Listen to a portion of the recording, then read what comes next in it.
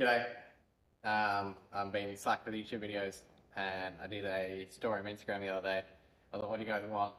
And he said, basic how-to videos, like how-to for driving videos, and he said rock rolling videos. So I thought, you know what? That can be on Instagram. Just be rock rolling and basic how-to stuff. And if you want the more complicated stuff, because some of you did like that, then you can come to my YouTube and I can show you how to do it. Such as this. This is essentially a part-time kit for an 80 series. Turns it from all-wheel drive or full-time four-wheel drive to rear-wheel drive. This can go to the transfer case. And obviously need these to disconnect the front drive so the wheels aren't spinning the diff and still spinning the transfer case. I'll explain how that works for you. Essentially, this is all you need. You need bearing pressed on, you need these. You always need your oil, gaskets, everything for the transfer case and gaskets for these. But that's it. There's not much. Everything else, all these bolts and everything are already in the transfer case. I'll show you what they look like in a minute. We'll get to that. But yeah, this is, let's say, part one of more complicated than normal full driving installs. That name's way too long. Let's say this is series on making the 80 series better. No, that's even worse.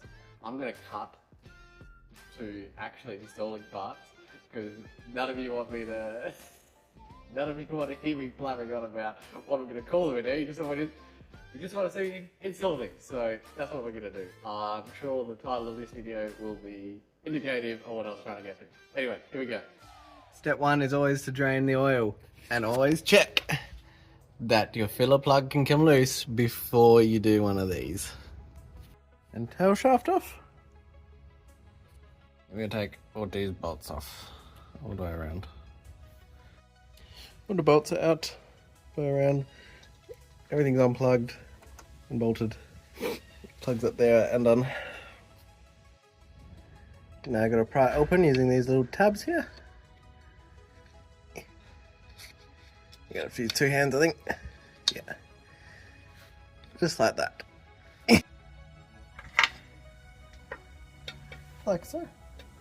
Then we're left with that and that. These bolts off, and then all these casing bolts off.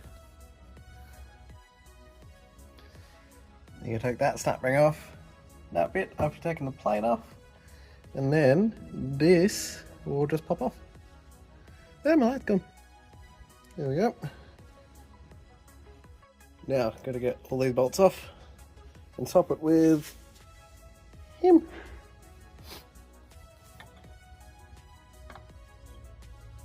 Like that. Then, take him out. You gotta use the pry bar to get him out. Take that out, and then we're good. Should look like that. Clean all this up with brake cleaner, clean all the gasket off, and slap it all back together with that, like I said before. Clean surface. Also clean surface. Gasket! Alright, now to put all the bolts back in. Back in there. Oh, look, nice and clean. Oh, and the circlip back on. Don't forget that. All in there. That's back on. That's back on. Now just this bit. Don't forget the shims that go on that bearing and the bearing in there. So there's shims on the inside of this and there's shims that'll go on that bit. Done. All of that so that this can spin. Alright. And that one doesn't spin. Alright, now I gotta wait for the gasket to set, fill it with oil, and we gotta do the hubs. Right there. Yes, I'm wearing a mask because it's hay fever season and this is the best way to deal with it.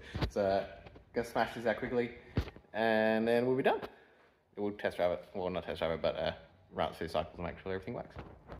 That way off first. Circlip off, then that off.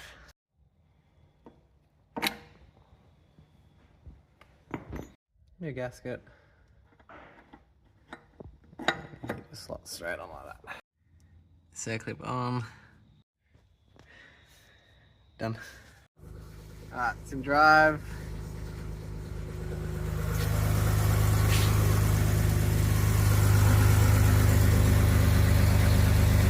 Spinning. Not spinning!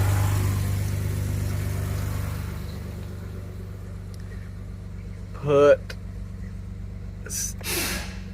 standard diff lock on. Oops.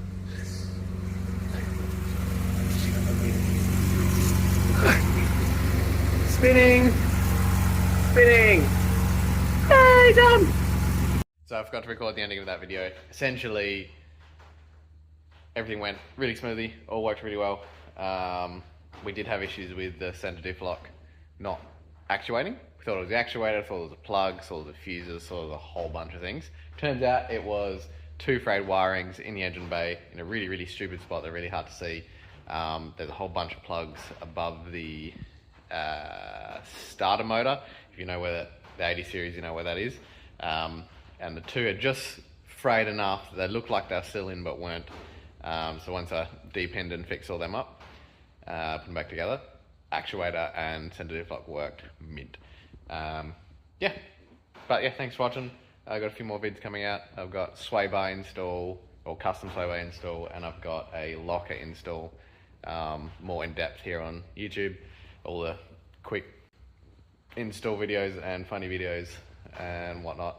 Probably some more rock lane stuff coming for Instagram, and the rest will be on here. I might start doing some trips on here as well, like Power Lines and Harris State Forest and a few others. Anyway, thanks for watching. Yeah, don't forget to like and subscribe. Enjoy the rest of your day or evening, depending on what time you're watching this. Catch ya.